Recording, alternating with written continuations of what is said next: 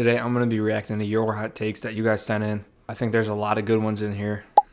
I just want to thank everyone who sent some in. This is probably going to be a 2-part series, since if I did it all right now, it'd probably take 3 hours. But if you want to participate in these kind of things in the future, follow me on Instagram. Without further ado, let's get into the first one. First one is from House MMA. He says, Khamzat Chimaev is the most dangerous light heavyweight contender outside of Pereira. I actually don't agree with this one. I think someone like Yuri is more dangerous, and I'd say Chimaev could be on a similar level as maybe Reyes or Alberg, but to say he's the most dangerous other than Pereira, I don't think so. I'd even say like Roundtree could be on that level like of danger, but I don't think you could put him above someone like Roundtree, Reyes, Alberg, Yuri. All those guys are very dangerous. Even Jamal Hill, a crazy knockout power he has. So yeah, I'm gonna have to disagree with this one. Maybe top 5, top 3, but other than Pereira, no, I don't think so. Next hot take is from Yeezy. It says MVP can be champ at welterweight if he takes it seriously. Not to be boring, but I also disagree with this one. Look, he did good against Gary on the feet, obviously, but we saw Ian Gary expose him on the ground. So what do you think someone like Shavkat or Bilal or Makhachev is going to do to him? They're going to ragdoll him. And MVP's at the point where he's 36 years old. He's not going to really rapidly improve in the welterweight division, I don't think. And it's not like he just started MMA. He's been doing it his whole career, like probably, 10 years now? I could see him beating JDM. I actually think he's one of JDM's toughest tests. But to get to JDM, he'd have to go through all those murderers and grapplers. And I just don't think he could. I think Colby Covington would even have a good chance of beating him. But unfortunately, no. I can't see MVP being a welterweight champion. Next is from Dot Ban. He says Justin Gaethje is going to effing bounce Ilya's head off. Nah. This is probably rage bait. But if not, Justin Gaethje's good, and I think he's being overlooked. It will be closer than people think. It's not going to come as easy as the Charles knockout, but Ilya's sleeping everyone in this weight class at the end of the day. Look what he did to Max, and look what Max did to Gaethje. Look what Max did to Poirier. I mean, if you look at the common opponents, the mutual opponents Ilya has with Gaethje even, it's kind of a no-brainer. Ilya would destroy him. It's not even like Gaethje offers up a grappling threat. Actually, Ilya's is better than Gaethje's. Ilya could take him down if it got ugly on the feet. His head kicks are actually good. All his kicks, leg kicks, head kicks, specifically. So maybe you could catch Ilya with one of those, but I'd favor Ilya in this matchup 80-20. So no, I don't think Justin Gaethje's going to bounce Ilya's head off. Next one is from Aiden. Kind of a hot take. People shouldn't complain about... Kind of a hot take. People shouldn't complain about Khabib retiring early or calling him overrated. If Khabib didn't retire, he would have ruled over the lightweight division for a while. So pretty much here, just Khabib would have ruled over lightweight for a while. And yeah, I agree, because until Islam, no one would have beaten him. Chandler, I guess it wasn't too many people between them, but Chandler would have lost. Oliveira would have lost to Khabib. Ferguson, of Khabib would have beaten other than Islam, but they would never fight. So, yeah, Arman, Khabib would smoke Arman. Probably have 5 or more defenses easily. And would it be long reigning? And I think he could reign until he retired on his own will, unless he got up to 36, 37. But no, I don't think anyone would beat him. Next is from Will, who says BSD is better than what people say he is. I agree with this one too. I think BSD is a little overlooked at this point because he's been done brutally by Moicano and Poirier. But with that being said, I still think he's not the best. Hoofy will destroy him. So he is better than what people say. He's still not on that elite level, I don't think.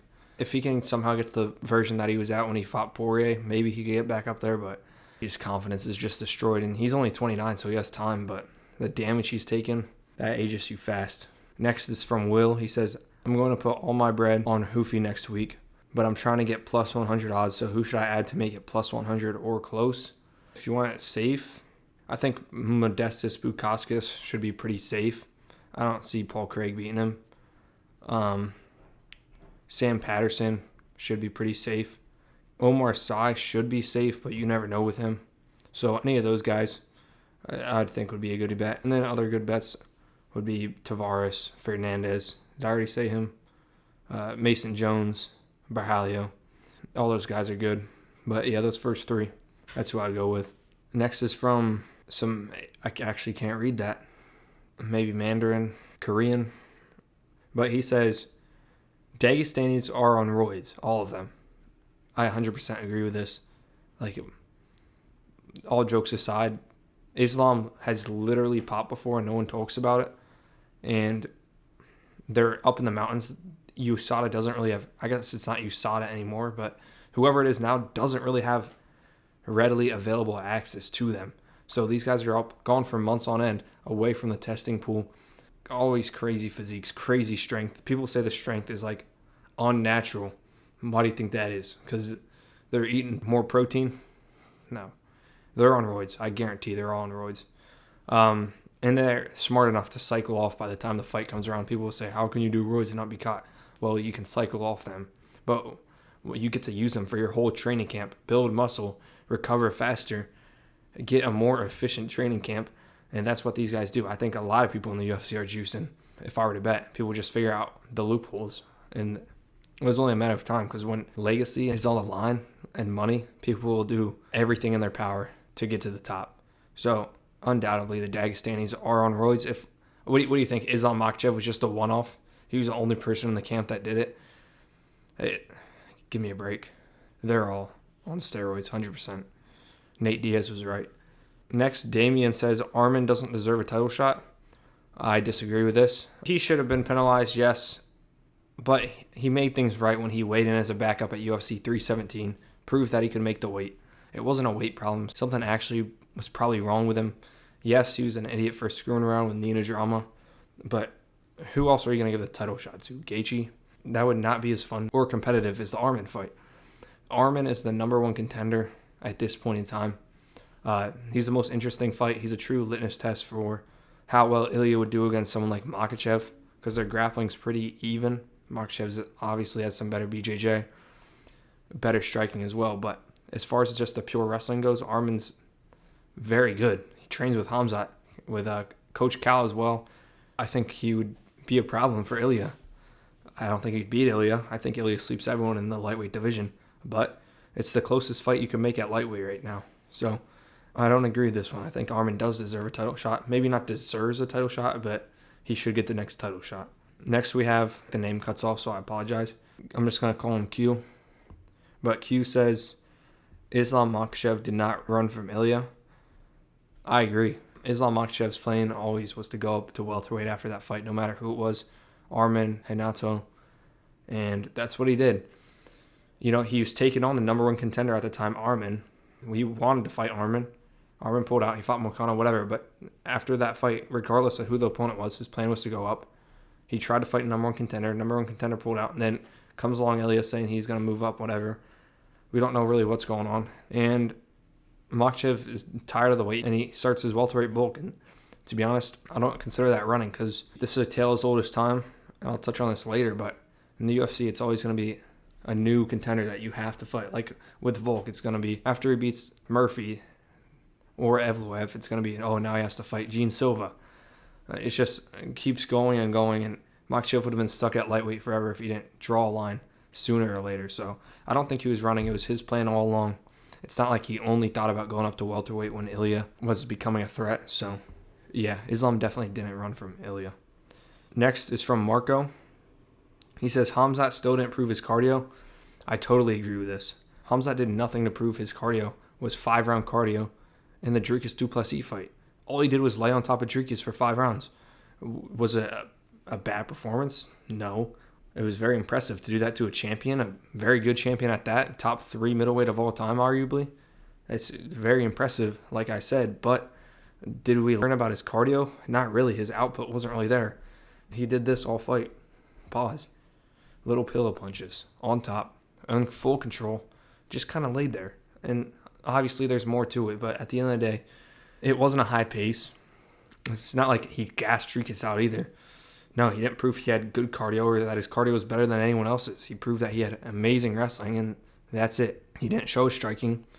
He didn't show his BJJ, really. He didn't even statistically go for submission. DDP went for more than him. Khamzat, again, just really controlled DDP and laid there for the most part. Stayed on top of him. Again, impressive, but does it say anything about his cardio? No, I don't think so. So Khamzat's cardio, I think, is still weak. And even in that 5th round, I think he was more gassed than Dricus. When they were on the feet, it looked like he was moving slower. So, yeah, I think Khamzat's cardio is still a problem. And if someone can actually put a pace on him and take him to deep waters, he's going to be in trouble. Like, he wasn't putting up the same type of pace and pressure that he put up against Usman or Whitaker. He went way slower with DDP. He sat in one position, didn't progress, didn't scramble, just sat there, was content with it. Smart game plan, but no, his cardio is not there. Good take by Marco. Now I'm going to get to all the JDM and Islam takes. I'll put them all up here.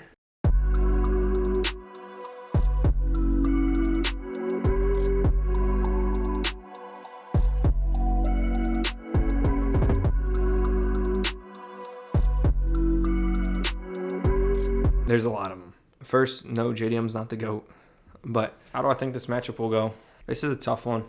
I could see it going one of two ways. I could see it being like Makhachev and Poirier, where except JDM does better than Poirier did and actually laying some bigger blows than Poirier did, because I think his boxing is on the same level, if not better than Poirier's.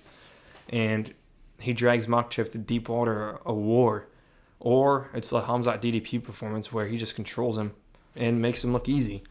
I could see both routes, but what I think is realistic is it's a mix of both. I think JDM may stuff a few takedowns in the beginning of the fight, but as it goes on, as Islam gets reads, his range, I believe he'll be able to start getting some takedowns, and if he gets a takedown, he's going to be trouble for JDM. Islam's BJJ is some of the best we've ever seen, and JDM trains with Craig Jones, very good anti-grappler, anti-wrestler type, but this is Makhachev's second nature. When he gets you on the ground, you're going to be in trouble no matter who you are. So I could see Islam submitting him. That would be my first prediction for the fight. If I could pick only one thing, I'd say Islam by submission. If I had a backup pick, I think a decision's more likely to go to JDM, just out damage him. Very close, probably even a split. Regardless, JDM by knockout is like very low in the realm of possibilities, in my opinion. I don't think there's a good chance he'll get a knockout. Makhachev's striking defense is too good. His striking alone is going to give him problems. Mix it in with grappling, it's going to be an even bigger problem. His striking is far better than Bilal's, and his grappling is better than Bilal's. He went 3-2 with Bilal, maybe 4-1. Islam's going to be stronger than Bilal, better BJJ, faster, younger, a better version of Bilal, and a better version of Dustin. So, who do I think will win? I think Islam wins by submission. His grappling's too good. And JDM's not one of these short, stocky guys like Volk who can avoid submissions at all costs. Like if he was put in the guillotine that Volk was in against Ortega, he would have been out. Again, he still got controlled by Gilbert Burns not too long ago. And I don't care what you say, MMA math this, MMA math that. If you're getting controlled by Burns this close in proximity to a Makhachev fight, expect to be controlled. Even Bilal took him down too, so... yeah, I think Makhachev will submit JDM probably in the 4th round, 5th round. And that's how I see that fight going. That was part 1 of the hot takes that you guys sent in. Part 2 will be coming in a couple of days. But I just want to thank you for sending in your takes. If you disagree with anything I said, let me know in the comments. Otherwise, I'll see you soon.